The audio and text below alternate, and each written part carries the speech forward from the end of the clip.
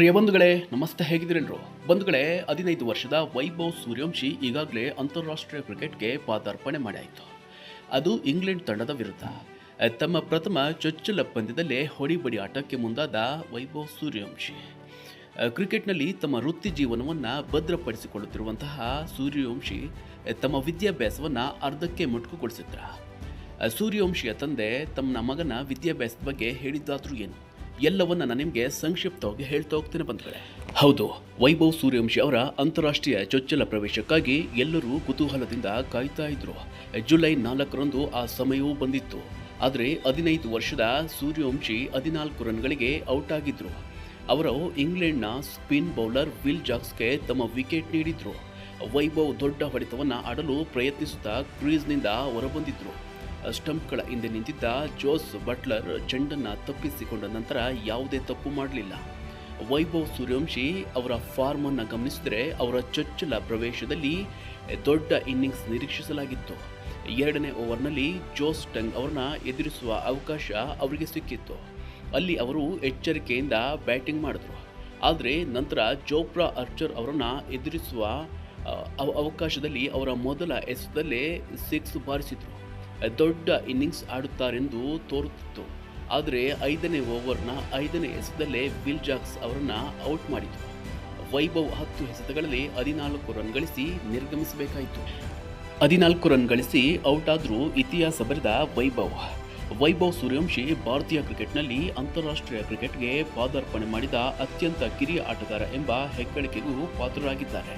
36 ವರ್ಷಗಳ ಹಿಂದೆ ಸಚಿನ್ ತೆಂಡೂಲ್ಕರ್ 16 ವರ್ಷ 205 ದಿನಗಳಲ್ಲಿ ಪಾಕಿಸ್ತಾನದ ವಿರುದ್ಧ ತಮ್ಮ ಮೊದಲ ಪಂದ್ಯವನ್ನು ಆಡಿದರು. ಸೂರ್ಯವಂಶಿ 15 ವರ್ಷ 99 ದಿನಗಳಲ್ಲಿ ಈ ಸಾಧನೆ ಮಾಡಿದರು. ಕುತೂಹಲಕಾರಿ ಸಂಗತಿ ಎಂದರೆ ಸಚಿನ್ ತಮ್ಮ ಮೊದಲ ಪಂದ್ಯದಲ್ಲೇ 15 ರನ್ಗಳ ಇನ್ನಿಂಗ್ಸ್ ಆಡಿದ್ರು. ಇನ್ನು ವೈಭವ್ ತಂದೆ ತನ್ನ ಮಗನ ವಿದ್ಯಾಭ್ಯಾಸದ ಬಗ್ಗೆ ಹೀಗೆ ಹೇಳಿದ್ರು: ಓದು ಮತ್ತು ಕ್ರಿಕೆಟ್ ಎರಡನ್ನ ಬ್ಯಾಲೆನ್ಸ್ ಮಾಡೋದು ತುಂಬಾನೇ ಕಷ್ಟ. ಹಾಗಾಗಿ ಓದಿನ ಮೇಲೆ ಅನಗತ್ಯ ಒತ್ತಡವನ್ನು ಹಾಕೋದಿಲ್ಲ. ಶಿಕ್ಷಣದ ಮಹತ್ವವನ್ನು ನಾವು ಪದೇ ಪದೇ ಒತ್ತಿ ಹೇಳ್ತಾನೆ ಇದ್ದೇವೆ. ಶೈಕ್ಷಣಿಕ ಅಡಿಪಾಯವನ್ನು ಯಾವತ್ತೂ ತ್ಯಜಿಸೋದಕ್ಕೆ ಆಗೋದಿಲ್ಲ. ಹಾಗಾಗಿ ಈ ಬಾರಿ 2026ರಲ್ಲಿ ವೈಭವ್ 10ನೇ ತರಗತಿ CBSE ಬೋರ್ಡ್ ಪರೀಕ್ಷೆ ಬರೆಯಲಿಕ್ಕೆ ಆಗಲಿಲ್ಲ. ಅದಕ್ಕೆ ತಂದೆ ಈ ರೀತಿ ಕಾರಣವನ್ನು ಹೇಳಿದರು. ಈಗ ಅವನು ಆದ್ಯತೆ ಕ್ರಿಕೆಟ್ IPLಗಾಗಿ ರಾಜಸ್ಥಾನದ ರಾಯಲ್ಸ್ ಜೊತೆ ನಾಗ್ಪುರದಲ್ಲಿ ಪ್ರಾಕ್ಟೀಸ್ ಮಾಡ್ತಾ ಇದ್ದಾನೆ. ಪರೀಕ್ಷೆ ಬರೆದರೆ ಅವನ ಫೋಕಸ್ ಹಾಳಾಗುತ್ತೆ. ಹೈಪ್ ಜಾಸ್ತಿ ಆಗಿತ್ತು. ಕ್ರಿಕೆಟ್ ಡಿಸ್ಟ್ರಾಕ್ಷನ್ನಿಂದ ಕೆಟ್ಟ ಮಾರ್ಕ್ಸ್ ಬಂದರೆ ಅನಗತ್ಯ ನೆಗೆಟಿವ್ ಪ್ರಚಾರ ಕೂಡ ಆಗಬಹುದು. ಹೀಗಂತ ನನಗೆ ಕಳವಳ ಆಗ್ತಾ ಇದೆ ಅಂತ ಅವರ ಅಭಿಪ್ರಾಯವನ್ನು ವ್ಯಕ್ತಪಡಿಸಿದ್ರು. ಜೊತೆಗೆ ಅವನು ಮೊದಲಿಗೆ ಸ್ಕೂಲ್ಗೆ ಹೋಗ್ತಿದ್ದಾಗ ರೆಗ್ಯುಲರ್ ಆಗಿ ಹೋಗ್ತಾ ಇದ್ದ. 90ಕ್ಕಿಂತ ಹೆಚ್ಚು ಪರ್ಸೆಂಟೇಜನ್ನು ತೆಗೆದುಕೊಳ್ತಾ ಇದ್ದ ಮತ್ತು ಒಳ್ಳೆಯ ಸ್ಟೂಡೆಂಟ್ ಆಗಿದ್ದ ಕೂಡ. 2027ರಲ್ಲಿ ಅವನನ್ನು ಬೋರ್ಡ್ ಪರೀಕ್ಷೆ ಬರೆಯಿಸುವಂತಹ ಪ್ಲ್ಯಾನ್ ಕೂಡ ಇದೆ. ಹೀಗಾಗಿ ಓದಿಗೆ ನಾವು ಹೆಚ್ಚಿನ ಪ್ರಾಧಾನ್ಯತೆಯನ್ನು ಕೊಡ್ತೇವೆ. ಮುಂಬರುವ ದಿನಗಳಲ್ಲಿ ಖಂಡಿತವಾಗಿ ಅವನಿಗೆ ಎಜುಕೇಷನ್ನ ಕೊಡಿಸ್ತೇವೆ ಅಂತ ತಮ್ಮ ತಂದೆ ಮಗನ ಬಗ್ಗೆ ಸ್ಪಷ್ಟವಾಗಿ ಹೇಳಿದ್ದಾರೆ.